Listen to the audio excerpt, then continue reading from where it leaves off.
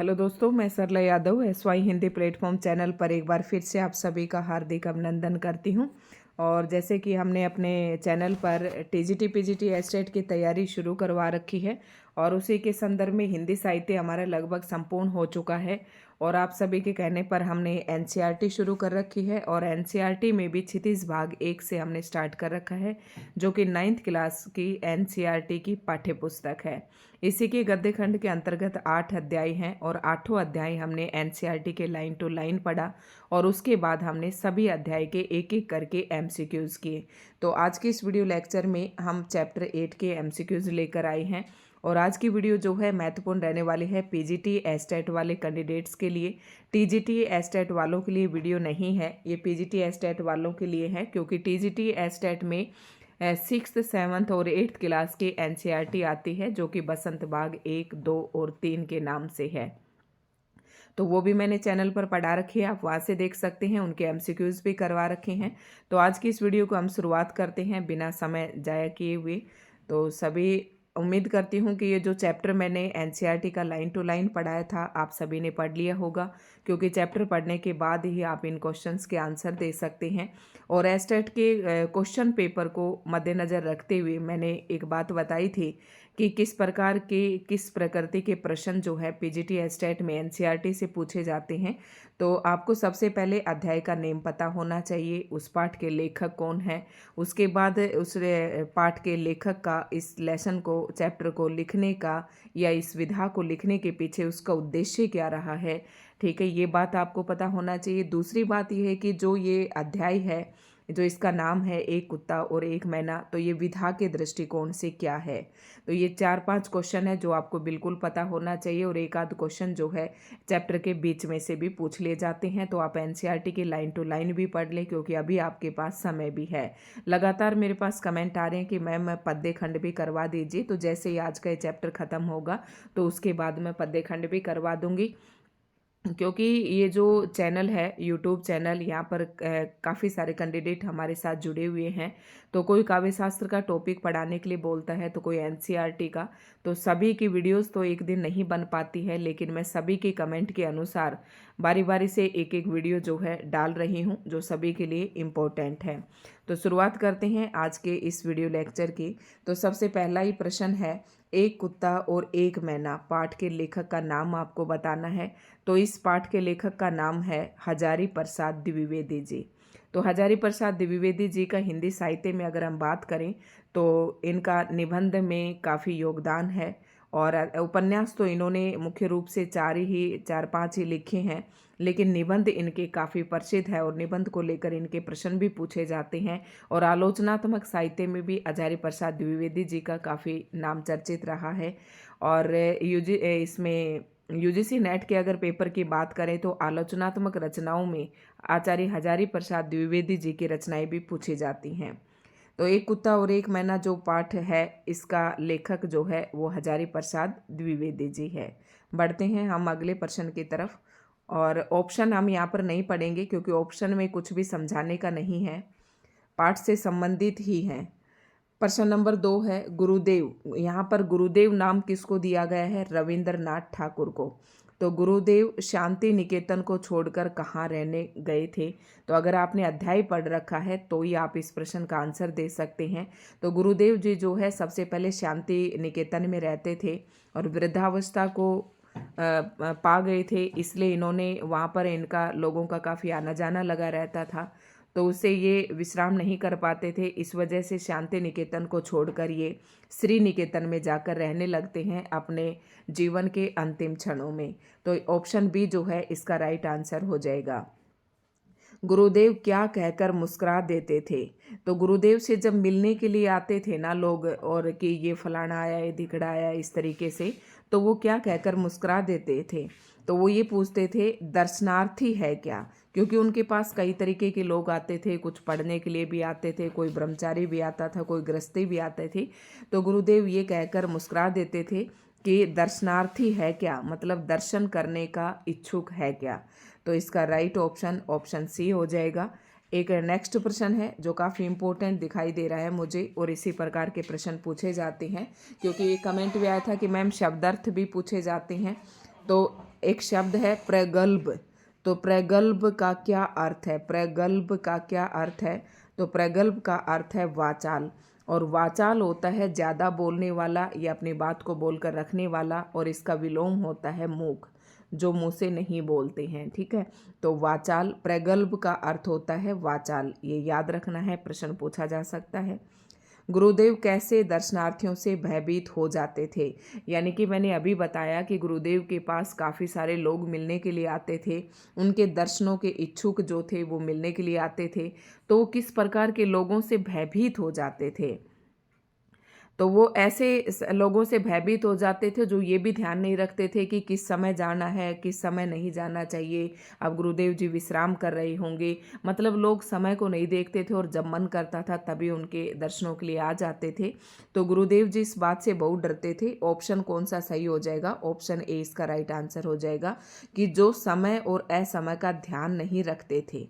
ठीक है, तो ये ऑप्शन ए इसका राइट आंसर हो जाएगा। अगला प्रश्न है प्रश्न नंबर 6, अस्तगामी का क्या अर्थ है? तो अस्तगामी एक उदयगामी, उदय होता है, उदय होना, और अस्त जैसे सूर्य उदय हुआ उसके बाद सूर्य का अस्त होना, तो ये अस्तगामी उससे ही हुआ है। कई लोग बोल देते हैं कि सूर्य अस्त हो गया, सूर्य डूब गया, तो इसका अर्थ है यहाँ पर अस्तगामी का अर्थ है डूबता हुआ। तो ऑप्शन बी जो है इसका राइट आंसर हो जाएगा। बढ़ते हैं अगले प्रश्न की तरफ। किसके मूक हृदय का प्राणपन आत्मनिवेदन होता है? किसके मूक हृदय का? मूक मैंने बताया था कि जो अपने विचारों को बोलकर पढ़कर नहीं कर सकते वो मूक कहलाता है। तो मूक हृदय का प्राणपन, प्राणपन आत्मनिवेदन होता है। तो यहाँ पर ऑप्शन से इसका राइट आंसर हो जाएगा, गुरुदेव के कुत्ते का। ऐसा लग रहा है कि जैसे वो मूक हृदय से कोई प्रार्थना कर रहा है, आत्मनिवेदन कर रहा है। तो यहाँ पर कौन है? वो कुत्ता उसके पास बैठा रहता था, और गुरुदेव जी जब शांति निकेतन से श्री निकेतन में पहुँच जाते हैं तब भी वो कुत्ता वहाँ पर पहुँच जाता है। तो गुरुदेव के कुत्ते के लिए ऐसा कहा है। प्रश्न नंबर 8 है, गुरुदेव के हाथ का स्पर्श पाकर किसके अंग अंग में आनंद का प्रवाह बह उठता है? तो यहाँ पर प्रश्न का राइट ऑप्शन हो जाएगा ऑप्शन बी, गुरुदेव के कुत्ते का। मतलब गुरुदेव जब बैठे रहते हैं कुर्सी पर तो उनके पास ही उनका कुत्ता रहता है, और जब वो उसके हाथ फेरते हैं कुत्ते के ऊपर तो उनका अंग अंग में आनंद का प्रवाह होता है। तो किसके अंदर होता है? गुरुदेव के कुत्ते के अंग अंग में आनंद का प्रवाह होता है। बढ़ते हैं अगले प्रश्न की तरफ। कवि की मर्म भेदी दृष्टि ने भाषाहीन प्राणी की करुण दृष्टि के भीतर क्या देखा है?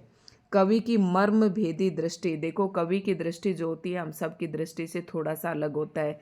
उसका जो नज़रिया होता है कवि का या लेखक का, तो हर चीज़ को देखने के लिए उसका दृष्टिकोण अलग होता है। तो कवि की जो मर्म भेदी दृष्टि ने भाषाहीन प्राणी, भाषाहीन प्राणी जैसे कि कुत्ता था, वहाँ पर मैना थी, भाषाहीन प्राणी की करुण दृष्टि के भीतर क्या देखा? मतलब भाषाहीन प्राणी की करुण दृष्टि के अंदर क्या देखा कवि ने? तो उसके अंदर देखा विशाल मानव सत्य देखा। ठीक है, ऑप्शन इसका सी राइट आंसर हो जाएगा। बढ़ते हैं नेक्स्ट पर्सन की तरफ। आरंभ में लेखक ने कौओं को कैसा पक्षी समझा था? देखो जब लेखक है ना गुरुदेव के आश्रम में जाते हैं तो उन्हें कौवे नहीं दिखाई देते हैं, तो वो प्रश्न पूछ बैठते हैं कि कौवे क्यों नहीं दिखाई दे रहे? क्योंकि लेखक ये मानता था कि कौवा तो हर जगह पर मिल जाता है। तो यहाँ पर आरंभ में लेखक ने, मतलब बाद में तो लेखक को पता चल गया था कि जरूरी नहीं कि कौवे हर जगह पर मिले। तो आरंभ में लेखक ने कौओं को कैसा पक्षी समझा था? सर्वव्यापी, कि कौवे जो हैं हर जगह पर रहते हैं। तो यहाँ पर इसका ऑप्शन ए राइट आंसर हो जाएगा। नेक्स्ट प्रश्न है, लेखक ने मैना को कैसा पक्षी समझ रखा था? तो लेखक ने मैना को करुण भावहीन पक्षी समझ रखा था, लेकिन जब हाव भाव देखे मैना के तो लेखक समझ गया था कि इन पक्षियों के अंदर भी करुणा का भाव होता है।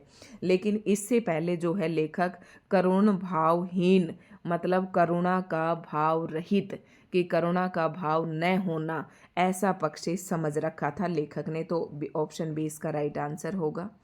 उसके बाद बढ़ते हैं नेक्स्ट प्रश्न की तरफ, और ये अंतिम प्रश्न है इस अध्याय का। किसने मैना के हृदय के दुख को देख लिया था? तो किसने देख लिया था मैना? वो लंगड़ी मैना थी, और किसने उसके हृदय को देख लिया था? तो कवि रविंद्रनाथ टैगोर ने। यानी कि कवि कहे तो भी आपको लिखना है, और कवि कौन है? यहाँ पर रविंद्रनाथ टैगोर की बात हो रही है। तो रविंद्रनाथ टैगोर ने हृदय के दुख को, मैना के हृदय के दुख को देख लिया था। अगला प्रश्न है प्रश्न नंबर 13। लेखक को किसकी दृष्टि में मनुष्य का सच्चा परिचय मिलता है? किसकी दृष्टि में मनुष्य का सच्चा परिचय मिलता है? तो गुरुदेव के कुत्ते की दृष्टि में जो है मनुष्य का सच्चा परिचय मिलता है। नेक्स्ट प्रश्न है मैना के चले जाने के, यहाँ पर इस अध्याय में ना पक्षी जो है, जानवर जो है, उनकी संवेदनशीलता को दिखाया गया है। मैना के चले जाने के बाद वहाँ का वातावरण कैसा हो गया? तो मैना के चले जाने के बाद वहाँ का वातावरण निराशाजनक हो गया। ऑप्शन सी सही हो जाएगा इसका। नेक्स्ट प्रश्न है कुत्ता अपने किस गुण के कारण गुरुदेव के मन को भाता है? तो किस गुण के कारण गुरुदेव को अच्छा लगता है? संवेदनशील होने के कारण। संवेदनशील होता है जो प्राणी अच्छे और बुरे को समझ सके, हर भाव को समझ सके। तो संवेदनशील होने के कारण गुरुदेव के मन को कुत्ता भाता है। नेक्स्ट प्रश्न है आज मनुष्य दूसरे मनुष्य के अंदर क्या नहीं देख पाता? तो आज मनुष्य जो है दूसरे मनुष्य के अंदर क्या नहीं देख पाता? मानव सत्य नहीं देख पाता। तो ऑप्शन ए इसका राइट हो जाएगा। तो ये कुछ प्रश्न थे और आज यहीं पर हमारा जो है गद्य खंड समाप्त हो जाता है। चाहे वो एनसीईआरटी की लाइन टू लाइन पढ़ाने की बात करें, चाहे एमसीक्यूज़ की बात करें, और अभी ना एस्टेट के जो परीक्षा है उसको लेकर काफ़ी संदिग्ध परिस्थितियां हैं। पोस्टपोन होने की बातचीत भी चल रही है। अब देखते हैं 8-9 को होता है या नहीं। अगर ये पोस्टपोन होता है तो हमारे पास काफ़ी टाइम है। आप जो भी कह रहे हैं कि मैम एमसीक्यूज़ की सीरीज़ लेकर आइए, तो सारे एमसीक्यूज़ मैं फिर से करवा दूंगी। वैसे लगभग मैंने करवा रखे हैं, क्योंकि जो अध्याय मैं पढ़ाती हूँ उसके एमसीक्यूज़ मैं ज़रूर करवाती हूँ। बस एक बार आपको चैनल पर ढूंढने की ज़रूरत है। अगर आपको नहीं मिलते हैं तो आप कमेंट करके पूछिए, मैं वीडियो का लिंक शेयर कर दूंगी। लेकिन हम जैसे आप कह रहे हैं कि सब्जेक्ट के आप एमसीक्यूज़ लेकर आई, जैसे कि हिंदी साहित्य के, तो ये सारे भी मैं बिल्कुल आदिकाल से लेकर और हिंदी की जो अन्य गद्य विधाएँ हैं वहाँ तक मैं सारे एमसीक्यूज़ आपको करवा दूंगी। तो धन्यवाद दोस्तों, आज की वीडियो में इतना ही था। वीडियो आपको अच्छी लगी हो तो लाइक एंड शेयर ज़रूर करें। चैनल पर नए हैं तो चैनल को सब्सक्राइब ज़रूर कर लें। धन्यवाद। और साथ में ये भी बताना चाहूँगी, SY हिंदी प्लेटफॉर्म ग्रुप के नाम से मैंने टेलीग्राम ग्रुप आपका बना दिया है। आप उस ग्रुप को ज्वाइन कर लें। मेरा जो पहले चैनल था SY हिंदी प्लेटफॉर्म के नाम पर, उस पर भी मैंने लिंक डाल रखा है, और जो अब मैंने चैनल बनाया है यहाँ पर भी मैंने लिंक डाल रखा है। तो आप वहाँ से, और इससे पहले 1-2 वीडियो डाली है मैं, वहाँ पर भी उन डिस्क्रिप्शन में भी उसका लिंक डाल रखा है, तो आप उसे ज्वाइन कर सकते हैं। अगर आप ग्रुप को ज्वाइन करना चाहते हैं और ग्रुप का लिंक आपको नहीं मिल रहा है तो आप कमेंट करें, मैं लिंक आपके पास शेयर कर दूँगी। ठीक है, धन्यवाद।